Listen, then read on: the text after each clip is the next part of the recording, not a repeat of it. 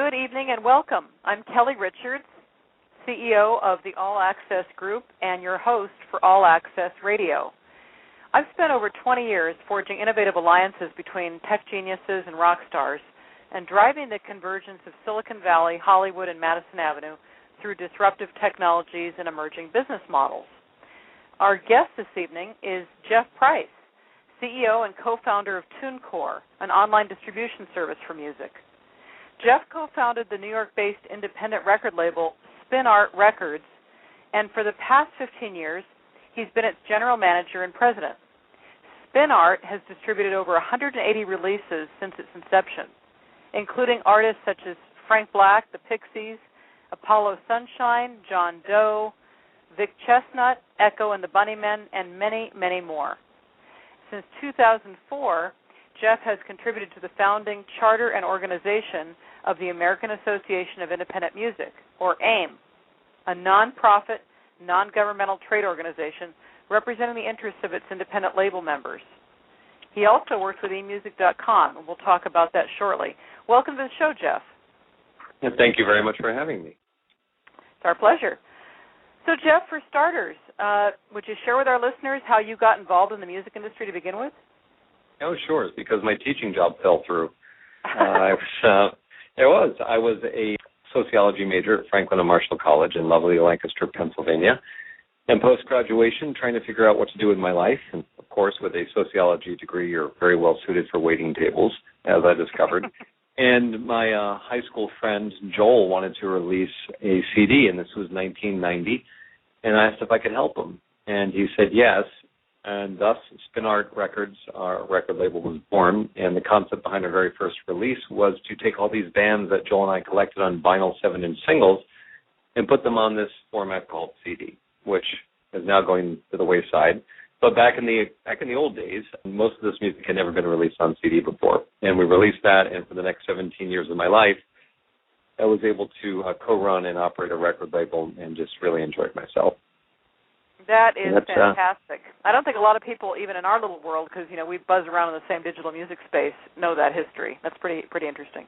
It gets even more interesting. I was supposed to be teaching 8th grade social studies and 11th grade creative writing at my old private high school in Washington, D.C., and that job fell through, which is why I ended up doing something else. We call it happy accidents. Life has a tendency to direct you in ways, and it puts you in places you never thought you would be. Doesn't it, though? Yeah. Well, when we go back and look at your early career, in parallel to Spin Art, of course, you had some history with eMusic. And I recall that you came on as a consultant and then became a VP of Content Acquisition, finally landing as Senior Director of Music and Biz Dev. Could you share with our listeners a bit about eMusic's initial business model back then and creating the first subscription-based distribution structure? Sure. That makes me sound a hell of a lot more important than I was at the time. I had no idea what I was doing and tend not to know what I'm doing now, but can fake it much better these days. So back in the eMusic days, what happened is I had released this artist, Frank Black, who was the co-founder of the Pixies, and he had done a deal with a company called Good Noise for the digital rights to his self-titled album called Frank Black and the Catholics. And I happened to be on the phone with the manager for the Pixies, a gentleman named Ken Goes. And while I was on the phone, he mumbled something about how that deal just fell through. And I asked him, what deal? And he told me that they were working on Frank Black and the Catholics album that come through a record label because he had been dropped by, or they had left, Def Jam. Def Jam American, I think it was at the time, before it was on Def Jam. And I was on the phone with the manager trying to convince him to allow our band on Spin Art Records called Lotion to open up for Frank Black. And I had asked him, can I put out your record? And he said, sure. And what I learned was the reason the deal had fallen through with this other entity is because Frank Black had done a deal in 1996 or 97 for the digital rights to his new album with this company called Good Noise. Good Noise became eMusic, and I found myself on the phone with the co-founders, or the two founders of eMusic, Gene Hoffman and Bob Cohen. And these guys had this radically different idea. It was 1996, 1997. And what they wanted to do was enable people to buy music online and download them as MP3s and buy these songs as 99 cents downloads. And before eMusic, people forget that didn't exist. You could buy music on CD, but or vinyl, if you could find a cassette somewhere, but that was really it. So that was the birth of the digital music industry, was the launch of e-music, and it raised far too much money during the dot-com boom. And the role I began to play was heading the New York office and interim vice president of content acquisition. I contributed towards the business plan. They put me on the phone with venture capital organizations. I didn't even know what that was. I learned what a stock option was, reverse merger, all this other stuff, and continued over the next, from 1997 through 2000, to consult with eMusic, then ultimately to become a full-time employee. And I moved out west for a year, working out of their Redwood City office, doing business development, all this while continuing to run my record label, Spin Art. And I got to get into this industry at ground zero and really help come up with the structures and learn it. And I realized there was a radical difference between an artist putting their album onto the shelf of Walmart and an artist putting their music into a digital music store like eMusic or iTunes. And that was really where the genesis for the idea of the next company I created called TuneCore came from. Well, we're going to get into that in just a moment, but I've got to say, it's amazing, Jeff. You and I are very much steeped in the same digital music enclave of people, and I was there at ground zero myself in the Good Noise days, and I recall them fondly. In fact, I recall Bob Cohen being so excited about the Frank Black and the Catholics project, because, you may recall I was kind of early in the digital music game myself. And I do. You and I, we're related. Jeff, I was just going to paint the picture because, when you were in Redwood City, you were working with my good friend Jeff Patterson, who had started IUMA, and IUMA had gotten acquired by eMusic. And then, of course, there was some connection with, you and Michael Robertson. None of these names are foreign to our listeners, but you and Michael Robertson are like bookends to me because you guys are almost the same person, save for a few years. There he was buzzing about with the MP3.com and eMusic era. So, everybody just comes home to roots. It's like musical chairs, a decade apart or 15 years apart. It's really funny that we're all still standing, too. Still sane in some cases, too. But we do dive into this transition to TuneCore. Of course, you've made a big splash with TuneCore. You and I share a passion for making sure that artists get paid and coming up with new revenue streams for artists, and you've certainly done that with TuneCore. So I want to take you back to where you left off a moment ago, eMusic to TuneCore segue, and clearly you saw that there was a gap in the market. Well, I did, but it was more this. It was, if you go back and look at the music industry, prior to the advent of digital and eMusic, and you and I watching venture capital organizations spend literally over $1 billion in a lot of startups that went nowhere. Yep. By people who knew nothing, that built houses of cards only to try to flip them and they would get blown over in the wind. I'm sorry, I can't help but make that comment. But during the dot-com boom days, I'll tell you one thing that got really instilled in me was what not to do. I watched so much money get put into so many stupid things, and I would shake my head, and I could not understand it. I mean, we're talking like over $1 billion of venture capital. Those were in the drive-by VC days, where all you had was a piece of paper and somebody who had worked at a big company prior, and they threw money at you and didn't ask any questions. It was insane. But in any event, getting back on... But what you learned not to do had to be equally as valuable when you formed TuneCore. Oh, God, yeah. Yeah. Okay. I mean, well, the major thing is people that aren't in the music industry find it very sexy and very alluring. It's sex, it's drugs, it's rock and roll. I mean, it honest to God is. And they live vicariously through musicians. And, there's something very empowering about standing on a stage and having 25,000 people sing along with you. Yeah, but then you get into the licensing hassles and the bubble pops quickly. It does pop quickly. And what the people that are getting the money didn't understand is it's very difficult to sell music. It's not easy to be famous. Not everyone is going to have a hit, and it takes years of work in some cases before an artist begins to reach the pinnacle of what they can be. It took Beatles 8 years before they began to hit their stride. And just at that point, they broke up. Yes. And it took Bruce Springsteen. By the way, Jeff, do you know a little trivia for our audience, and for you, Jeff, you may not even know this. Do you know that none of the Beatles were 30 when they broke up? They had not even turned 30. Two of them turned 30 after they broke up. I didn't know that, no.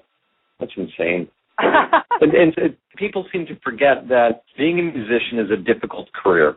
Yep. Majority of artists that do it are not going to have the success that they hope to have, and it's not meant as a criticism. It's a tough business. Let's face it, a lot of artists don't go in it for the money. They do it because they don't know what else to do. It's their passion. Well, they have to do it. I mean, it's what's in them. It's what's in their DNA. But what you find with Silicon Valley or sometimes with investors is they don't realize that, and they look at everything as a product and a material to sell as a mass consumable item. And they don't realize how difficult it all is. They don't realize that major labels fail 98% of the time. They don't anyway. So that's what I was watching during the dot-com boom, which is a lot of uneducated people wanting to get associated with people that got to get on the stage and have a lot of sex. I mean, that's really what was going on. That's right. And it was just, I would just shake my head and think of just starving people in the inner cities that they could feed, as opposed to pouring money into this just now, this is where your sociology degree paid off. I hope so. Well, anyway, but I divert, which I tend to do. So back onto your question is, if you think about what the music industry used to be, it used to be for an artist, you created an album, and you wanted that album on the shelf of the stores where people would go to buy it. That's what you did. That's right. And the place where people would go to buy it were traditional brick-and-mortar retail stores like Walmart. Walmart was the number one retailer of music in the United States. That's right. And unfortunately, you couldn't call Walmart, and I couldn't call Walmart, even with my record label, and the artist couldn't call Walmart and get their CD onto the shelf of the store. The way they got their music onto the shelf of the store had to go through a pipeline that was controlled by the major music companies. That's right. And the major record labels of those music companies control those pipelines. So if you wanted your music on the shelf of Walmart, where the majority of Americans buy their CDs, you had to get signed to a major record label, which meant that you had gatekeepers now. In less than 1/1,000,000th of all the world's artists and musicians have ever been let in. Editorial gatekeepers would decide who got let in, and if you were lucky enough to be selected to get into the music industry, and signed to a label, you would transfer ownership of your copyrights, the thing that had value. You would take them and you would give them to somebody else and let that other entity either own them forever until the copyright became public domain or for a specific period of time. And in return, that other entity would manufacture pieces of plastic and put the plastic into plastic and wrap the plastic in plastic and more plastic and put it in a box and ship them on trucks where they go onto the shelf of Walmart.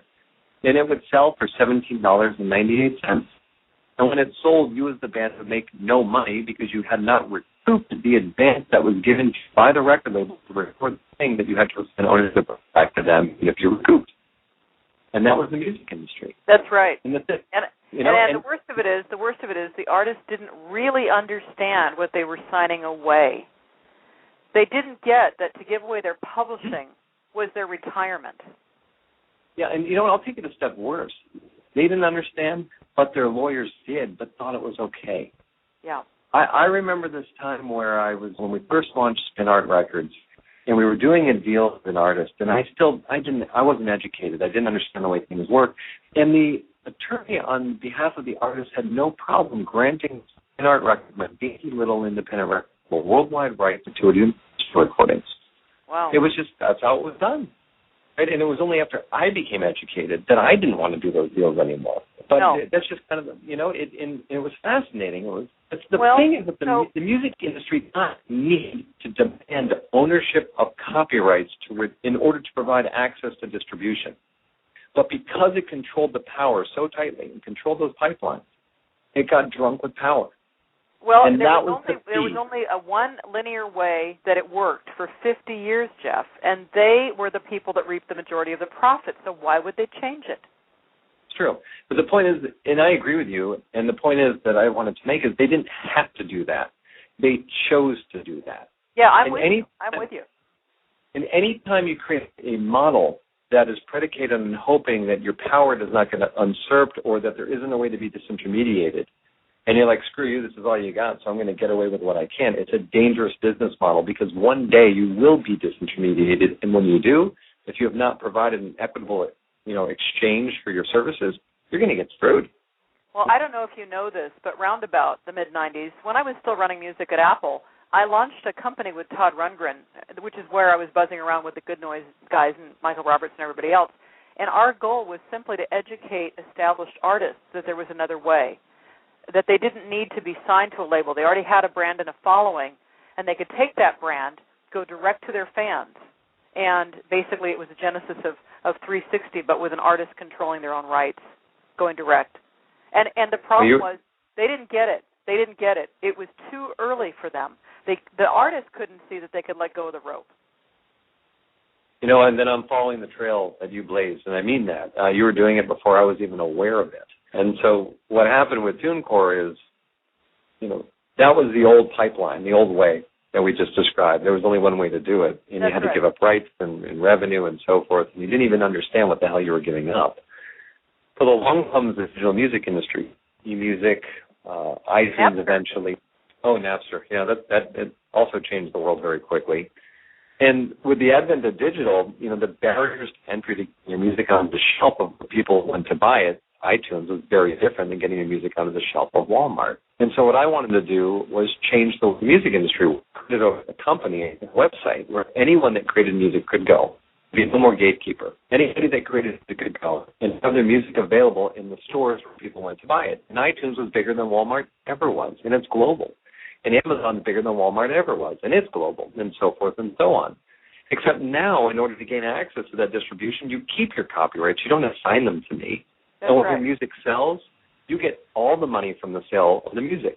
And I don't take any piece of it. I was just going to ask, Jeff, how TuneCore, again, for our listeners, differs from other digital distributors. And I guess these are a couple of the ways. Yeah, this is it. This was the change in the music industry. You keep your copyrights, and when the music sells, you get all the money. And the way I make my money is you pay me a simple flat fee for the service. Mm-hmm. I don't make money when the music sells. I make money being paid a fee for a service. You pay us $50, I'll put your album into iTunes. If you sell no copies... It's a toll to cross the bridge. Well, it is, but it's also a service. I don't want to make it... I don't want to be a gatekeeper. I want to serve the artist and musician, and I want to do it better than anybody else. And I figure if I can do that, that's how I win. I don't need to own copyright and exploit that copyright to make money. I want to serve the new music industry through a new model. And to that end, Jeff, as we speak here, May 2012, how much have you paid out? I know it's public to artists. Oh, sure. It's kind of cool to talk about. So the TuneCore artists in the past 3 years have sold over 600 million units of music. And they've earned over $300 million off the sale and use of their recordings from the digital stores that we distribute to. Fabulous. I mean, it's artists from Civil Wars to #1 album in iTunes, Woody Allen, #1 album in iTunes, Drake, #1 album in iTunes, 9 Inch Nails, to hundreds of thousands of artists you might never have heard of. And it's fascinating because these artists are actually earning money, whereas 10, 15 years ago, they wouldn't have earned a penny off of their recording. Absolutely. Many of them thought, when iTunes launched, they thought they were getting fleeced even worse, when in fact it turned out to be a boon, especially based on TuneCore's evolution. Well, this is true, and I get confused by when people say iTunes is fleecing the artist. I'm not suggesting you're saying that. I know you're not. I'm definitely not saying that. I know you're not. There's a perception in the marketplace sometimes that says, iTunes makes 30% off the money, screw you. And I don't understand this perception. What do you think Tower Records did? They bought the album for $10.31. They sold for $16.98. They did a 30% markup. Nobody thinks like you and I do, Jeff. Nobody thinks in those terms. Okay, well, don't. So, I mean, the iTunes model is actually, it's a wholesale model. They buy the music at a wholesale price, and they sell it at whatever price they want. That's right. A 30% markup. If they want to give it away, they can give it away as long as they pay the wholesale price. That's right. This is actually what Best Buy used to do. Probably remember, Best Buy used to buy albums for $9 and then sell them for lower than what they bought them for a loss leader to get people into their stores so they could sell washing machines. We had a band on Spin Art called the Apples in Stereo.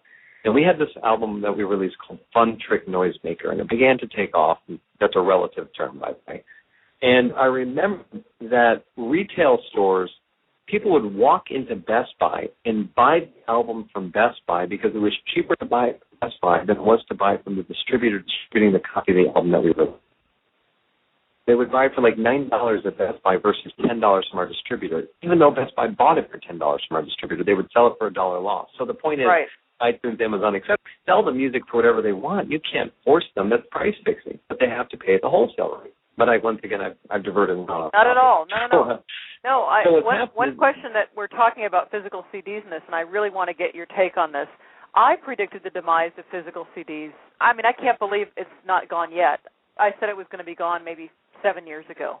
Do you believe that traditional methods of distribution, like physical CDs, will become totally obsolete one day soon? I don't know if totally obsolete, but pretty damn close. And, one day very, very soon. With country in particular and people that country music switching to digital, that was sort of the last great bastion. People that tend to buy country tend to buy it on CD. And it was funny, when CDs were popular, it was country where people were buying them on cassette. Mm-hmm. But with the proliferation of broadband and hardware devices and services like Spotify with no barrier to be able to use the service because it has a freemium model and Mog has a free model and everyone's going with a free model, it's a dying format. I haven't bought a CD in at least, God, how many years now? It's got to be going on 7 years. It's funny that you said 7 years. I mean, literally, it's really funny. I was just speaking at a college. We asked the students, how many of you bought a CD in the last year? Nobody raised their hand. Wow. In the last year, nobody raised their hand. Well, that tells me it's pretty much it's the country audience and people over 40 on Amazon. I think so. Yeah. I think so, but even I think that'll change as, everyone gets their smartphone and grandma can figure out how to use an iPad, and that's all going to go away. Yeah, I think you're right. Now, I do want to touch a bit on copyright issues. I don't want us to get too far down the hole because you could talk for hours about it, but what would you say, Jeff, is the single biggest issue that artists face with regard to copyrights? The fact that they don't understand them. And I know I'm being glib when I say that, but the biggest challenge that we have is this. The new music industry is outside of the traditional one. The majority of music being recorded, released, distributed, streamed, downloaded, it's happening outside of the old school music industry. The problem is that the people that are in this industry don't understand their copyrights and what they mean and how they generate the money. And because they don't understand it, they don't know when they're getting screwed. They don't know when they're not getting their money, and they don't know when they're supposed to and how much. Mm-hmm. The challenge is pipelines to deliver people back the money that they've earned didn't exist until TuneCore. The customer base that used us sold 600 million units of music, and they earned $300 million for years. That is just for the recording of the song. A set royalty that is owed to the person that wrote the song. And I won't go down the rabbit hole too far here, but I will state this. Each and every time your song, if you wrote it, is streamed or downloaded or publicly performed, you are owed a second separate royalty. Most people don't even know that. Or if they know it, they understand it in very vague terms. They think, oh, well, I'm affiliated with BMI or ASCAP, so I'm getting all of my money. No, you're not. You're not getting your mechanical royalties that exist for you when your music is streamed outside of the United States. You don't know what a derivative is. You don't know what a public display is. Public performance is what BMI and ASCAP cover. And did you know that when your song is streamed outside of the United States and Japan, that you are owed a public performance royalty and a mechanical royalty? Probably not. And on and on and on it goes. So what I learned was our customers had earned another $70 million as songwriters, but over 80% of that $70 million never made it back to them. There was no pipeline to allow that money to go back to them. Amazing. It's upsetting. It's amazing. It's disgusting. And it's upsetting. Well, you can just picture some of these folks going to their mailboxes day after day, hoping for a measly royalty check, and they've earned it, and it's not getting to them. Yes, or even worse, they earned it and didn't even know it. Yeah. I mean, here's a very simple question, and you may very well know the answer. Number one, if you have a download of your song in Japan, which, by the way, can happen very easily now. You click a button and music's in iTunes Japan. The song gets downloaded. How much money have you just made as a songwriter? On what sale price? 100 yen for a song to be downloaded. I don't mean to turn this to a quiz show, but I was trying to make a point. If your song sells for 100 yen in iTunes Japan, how much do you make as the songwriter? And the point is that there is no set price. Outside of the United States, there is no compulsory law or statutory rate regarding what a songwriter is to get paid. How is it policed? Good question. It's not. Well, and so that's part of the problem. So this leads me to this international question I want to get to with you, which is one of the problems with copyright infringement and music piracy is that with the Internet, everything's global, meaning that a user from Sweden can set up his own BitTorrent site and illegally distribute music with little to no repercussions. So what are some steps the international music industry is taking towards solving these copyright challenges and piracy challenges? I don't think that you can shut down the BitTorrent sites. I think the way you solve the problem is through education at the artist level. If artists intimately understood what was happening, I hypothesize that they'd probably be more vocal about it. And you're not going to cut off pirating, but at least you'll be able to talk about it in human terms. And I do think that'll make a difference. The other thing that I think makes a difference is coming up with options for consumers that are more convenient than pirating. Mm-hmm. People choose convenience over quality, and if you think I'm wrong... Well, that was the rationale for the original iTunes, as you'll recall. And it worked. If you think people don't buy based on convenience, look at vinyl versus cassette. Mm-hmm. Okay, when the Sony Walkman first came out, and I bought it, and I had my own, I think I was in 10th grade, I would go out and I would buy cassettes which sounded like crap compared to a piece of vinyl, right? And these cassettes had all the high and the low and sucked out of them through the Dolby noise reduction, but it was more convenient for me to walk around with a cassette than it was to go out and buy a high-quality piece of vinyl and play it on my turntable at home. The convenience factor won me over. Mm-hmm. And now I walk around with an iPhone, which has, I don't know how many tens of thousands of songs on it, because it's more convenient for me. Convenient trumps, and the consumers follow what's convenient and easy for them to use. And if it's easier to buy an iPhone and click a button and gain access to music, that's going to kick the ass out of BitTorrent. That's right. By the way, I'm not even sure I think that BitTorrent is a problem, because they've got 150 million people that are available for an artist to monetize. Yeah, I agree. My challenge there is, or rather the philosophy I take is, when an artist creates music, the artist and only the artist has a right to decide what to do with it. If they want to give it away, they can give it away. On the flip side, your argument is a very salient one. There's 150 million people, and if you can find a way to create a model that monetizes it, God bless them. That's what I'm talking about. I mean, think about it. For people like legacy and heritage artists that have a brand and a following but aren't exactly on the top of the chart, they can make serious money off of an audience of 150 million people. Oh, God, yeah. You can make serious money off 1,000 people. Well, in fact, we see Counting Crows doing that. They just did something on BitTorrent along those lines this last week. They did. Well, see, this is another really important point. When people talk about the music industry, you always hear about, less music is selling, the music artists aren't making any money. No, excuse me, with all due respect, more music selling now than at any point in the history of the world. Okay, number one. Number two, the record labels, the traditional record labels, are going under. That's exactly what I say. It's the record industry. The music industry's never been healthier. This is right. You don't tie the live music, you don't tie ticket sales to the record label.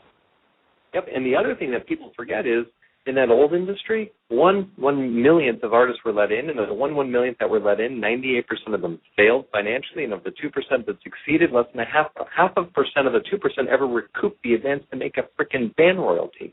Yeah, bands so were that making means groups like TLC, who sold millions, never recouped. Yeah, this is true. Yeah. People forget artists weren't getting any freaking money before. So when they turn around and say artists aren't getting any money now, number one, you're wrong. How do I know? Because I'm the CEO of the largest music distribution company in the world, and I see what's coming in.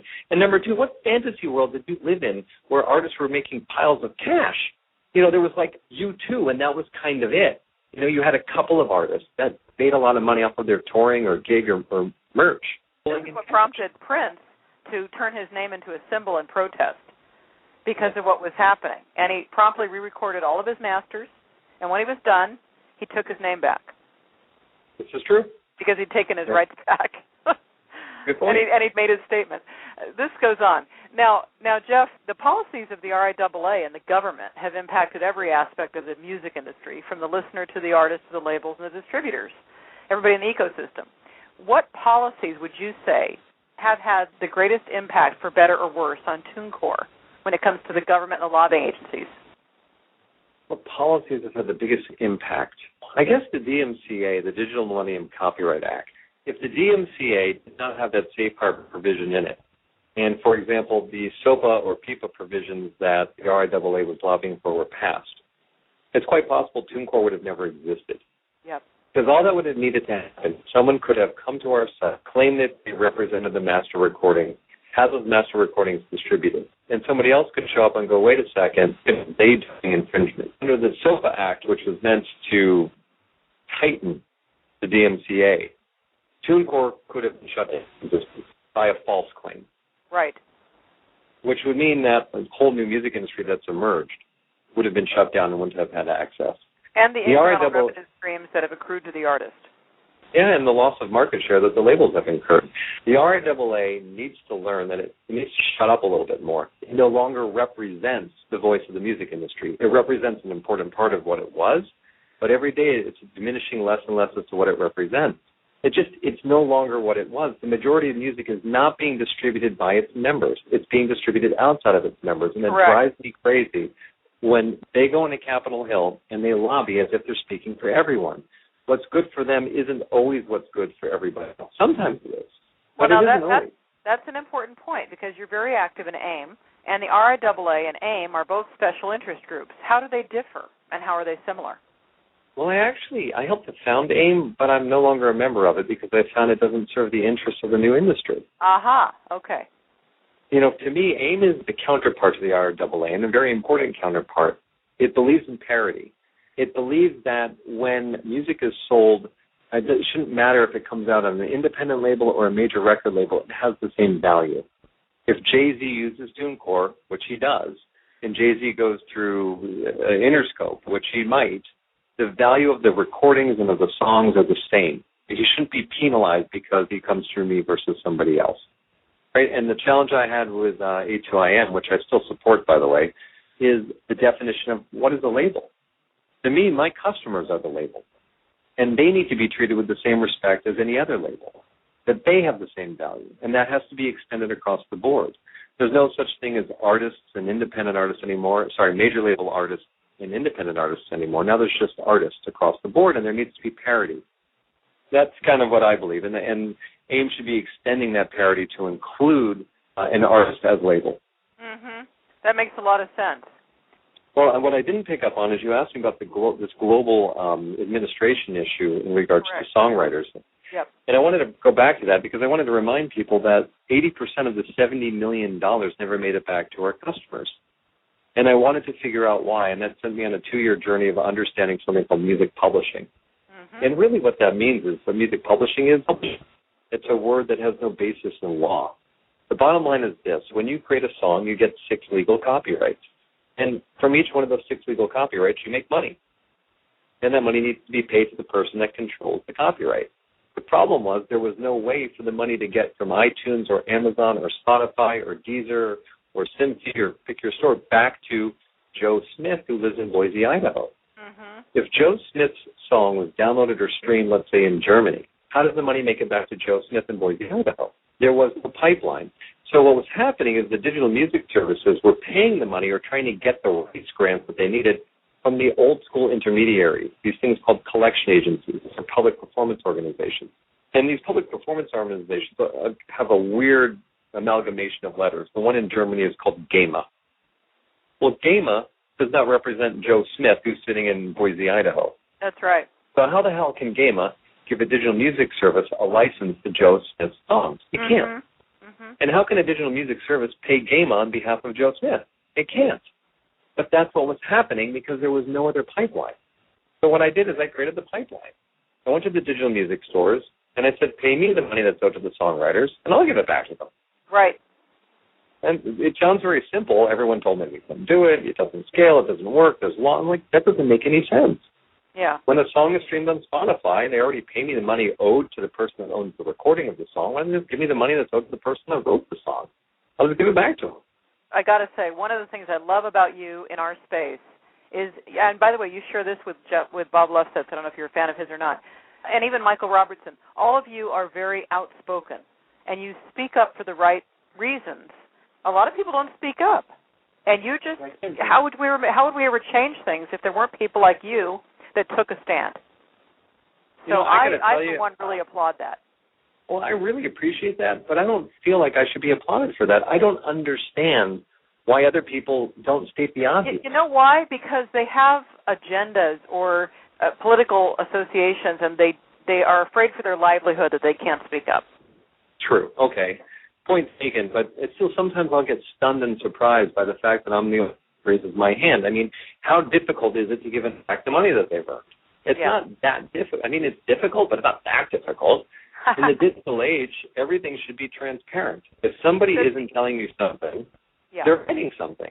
Yeah, I agree. Right? What's really, really interesting, and I know I ramble, but I found this really interesting. In the old school world, you had these collection agencies that were built for the world of analog.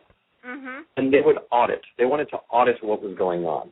Public performance organizations like ASCAP and I would audit what was being played on radio. They would audit what was being played in retail stores.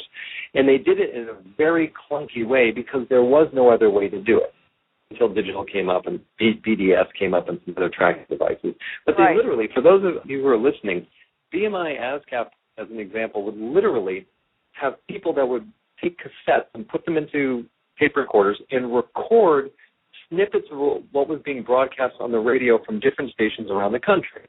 And then they would play those back and they would write down the names of the songs to guess what was being played on commercial radio so they could audit them and then figure out who got paid enough money. That's ridiculous. There was no other way to do it. No other way for them to do it. So right? frustrating to go back and retell the way it was because it was just so painful to even think about. It was, but my hat's off to them. I could have never figured out how to create a system like that. It was incredibly inefficient. But the point is, until you can audit how music is using, you can't even begin to charge someone a royalty for it. And the purpose of the collection agencies and the public performance organizations was to audit how many CDs were being made, how many pieces of vinyl were being made, how much music was being made, and where. And what's that is it self-audits itself. You go to YouTube, and you look below the video and you see a number. That's how many times the video was played. There's your audit. Right. You go to iTunes and you look at the master statements. How many times was the recording of this song downloaded? There's your audit trail for how many times the songwriter owed a mechanical royalty. Right. And so the concept of needing these outside agencies to audit something is gone from the digital age. Once again, middlemen. Exactly. And they're not needed. When they get in the middle, they dip their fingers into the pot, and that's the problem. This is why I pissed them off. It's like, with all due respect, ASCAP, BMI, you do great things, but in the digital world, I don't need you to do this for the songwriter. You're just sticking yourself in the middle of it when you don't need to be. You're taking more of the artist's money or the songwriter's money, and you're creating a latency. Do the things you're good at, because I can't do them. Let me do the things I'm good at. If our goal is truly to get the artist and songwriter back more money, let's do it. If it's not, okay, then just tell them you're going to screw up. And give them the middle finger and tell them there's no choice. Now, what are some things that you would like to see done differently with regards to digital music from any side of the equation? Artists, labels, listeners, etc. Well, the first thing is for the general media to realize that there's a new music industry and stop speaking in broad general terms in regards to the fact that it's not working or artists aren't making any money. That's just a pile of BS. It's not true. And why is it important that that happens? Because until the truth is told, what happens is artists that are achieving success are being delegitimized. And when they're delegitimized, they're not being given access to opportunity. For example, when Woody Allen is the number one album on iTunes, I believe Woody Allen should be afforded the same opportunities as any artist signed to a major label. Major label acts, these anointed few that should only be the ones that gain access to Pepsi sponsorships. And the only way for major brands to understand that someone who's not signed to a major record label has the same value as somebody not is for the media to change the way they're talking about it. Right. It drives me absolutely crazy. So we'll start with that. Number two, gatekeepers have got to learn to keep their mouths shut. Right? So there's an article, there's this guy, Tommy Silverman, who used to run Tommy Boy Records. And by the way, hats off to him for that. Great label, lots of other hip-hop. He was interviewed in Wired magazine, and he made this really stupid comment that 80% of the music, these are his words, not mine, that TuneCore distributes is crap. That was his word. And that it's cluttering up the space, stopping the good music from selling. So on the surface, it sounds like it makes sense. Oh, my God, all this music being put out into the marketplace, it's stopping all the good music from selling. Really, can you please explain to me how this person's music being in iTunes stops Radiohead from selling? Because I can't quite figure that out. All it does is allow music to be found if searched for. And if it's not searched for, it can't be found. So the second thing is this concept of all this new music is cluttering the space. With all due respect, that's a pile of another BS. The music is able to be found if searched for. That's it. The third thing, I tell you, this is a segue to a comment I made earlier on the one I'm going to follow with, which is, you're the guy who stands up and calls BS, and most people don't. I imagine most of our listeners have read the scathing critique you recently wrote on Groove Shark, and some have heard the ensuing debate stemming from that. Would you care to summarize what went on there for our listeners in case anybody's unfamiliar? Oh, sure. So the same thing I was quoting, the DMCA, the Digital Millennium Copyright Act, has something called the Safe Harbor provision. Well, a couple of fill in the blank negatively. People thought, I have a great idea for a business model. Why don't we start a music service that allows anyone to listen to music for free? And we'll get all these people listening to it. It'll be interactive, so you can start, you can stop, you can go backwards, you can go forward. You can even share these streams with anybody you want. And we'll get all these people coming to our website. And we'll then make money off of it through advertising. And we'll keep it all. And we won't pay any of the artists or the songwriters anything. And we're going to get away with something, because there's this weird loophole in the Digital Millennium Copyright Act that says if somebody else uploads content to our website and it's infringing on copyright, we can't be sued. So let's create a way to make the general population become our thieves for us, complicit in an unethical, scummy scheme to screw artists so we can make money. And that's what they did. They created a website where anyone can go, and other people upload their music, not understanding what they're doing is illegal, or understanding it's not caring, and then Groove Shark makes money off of it and keeps it all. Not understanding that it's hurting the artist. Well, I don't know if they care or they do or they don't understand, but ultimately what they're doing is they're using music without the artist's permission to make money, and then they keep all the money. And how would you compare Groove Shark to, say, Napster or BitTorrent in that regard? Well, to me, the major difference between Groove Shark and somebody like Napster is I have a 2-year history of dealing with Groove Shark, and it was a journey of education with those people to hear what they were about. I didn't understand what they were. And I went there, and the idea that they were going to create a website, an unethical model, okay, it's unethical to me. People say it's legal, it might be, but it doesn't mean it's not unethical. You can have something be legal, but be wrong. That's right. Slavery. Look at the woman's right to vote, So you can have something that's legal and be wrong. The government did not set up laws to allow people to take music without artist permission and make money off of it without compensating them. That was just a weird freaking loophole that popped up. Yep. And the difference between something like Groove Shark and Napster is this. I spent years talking to Groove Shark, literally. And they would talk out of both sides of their mouth simultaneously. They would wring their hands. They would hem. They would haw. They would claim they were doing things. They would claim they weren't doing things. They claimed they were YouTube at one point. And I was like, how are you YouTube? If I take a picture of 2 kittens fighting with each other and upload it, how is that the same as me uploading the Beatles to your website? Right? And so on it went. And finally, I just had it. Because in the United States, they might be able to get away with taking recordings of music without artist permission and then going through extortion, that's my word, and saying to the artist, well, screw you, we're going to make money off of this whether you want us to or not. So you may as well click a little button on our website that gives us even more rights, and then maybe we'll kick you back some money. Versus Napster. Napster was started by Sean Fan, right? A kid in a dorm room that probably didn't know jack whatever about copyright. He didn't create it to circumvent copyright law with some evil scheme funded by venture capitalists in the background to monetize web traffic through advertising and give the middle finger to artists when they came to say, listen, could you not use my content? He created it because it was cool. He created it because he wanted to share music with his friends, and that thing took off. And it got polluted when Hummer Winblad showed up, the venture capital group, and they sat and testified in front of Congress. But it was a different journey. Yeah. Or if you take something like BitTorrent, again, it was just a different journey. And I'll say this as well. I didn't have the sorts of meetings over multiple years with Napster, the original Napster, you can't even say who created BitTorrent because it's such a disintermediated distribution scheme. But Groove Shark stands unique. It gets the flag of scumminess. Yeah. It's just not right. And they hide behind this banner of, well, it's too bad it's legal. Yeah. Just really, we have to pass a law that says it's illegal for you to take artists or music without their permission, make money off of it, and keep it all. We have to pass a law that says you can't do that. Really? Apparently.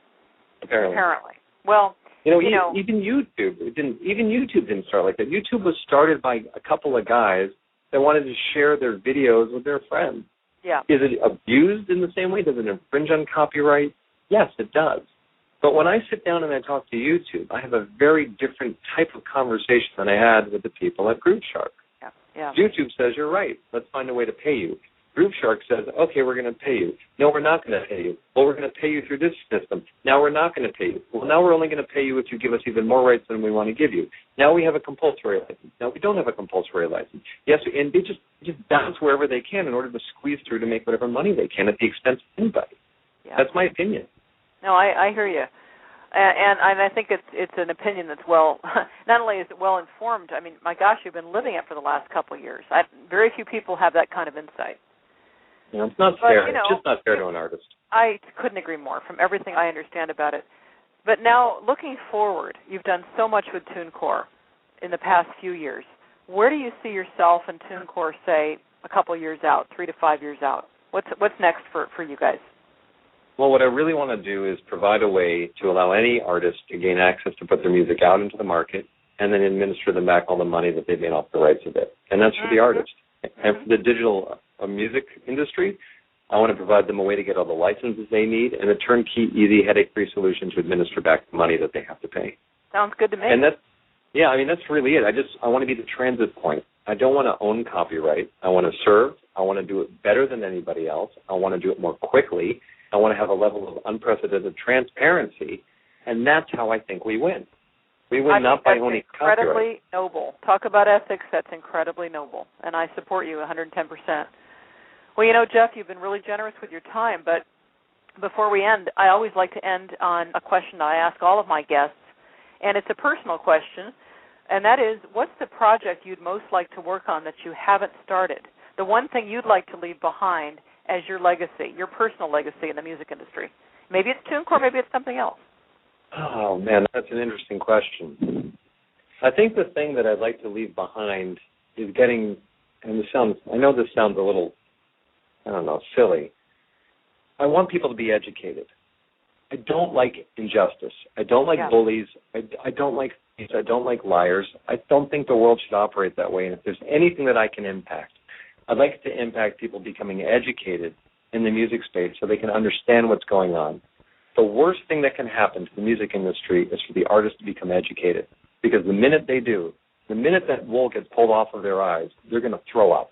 And that's when the revolt happens, and that's when the change happens, and that's when it can't happen again. Right. And that's what I want to enact. If I can get people talking about copyright, understanding what a derivative is, understanding what a public performance is, understanding how money is supposed to flow, I'm going to feel really good about myself.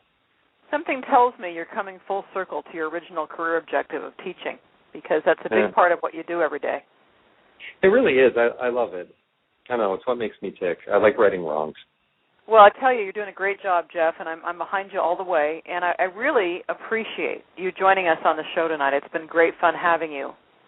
I can't thank you enough for having me, and I'm sorry it was so hard to get the timing to line up. Thank you. We finally did it.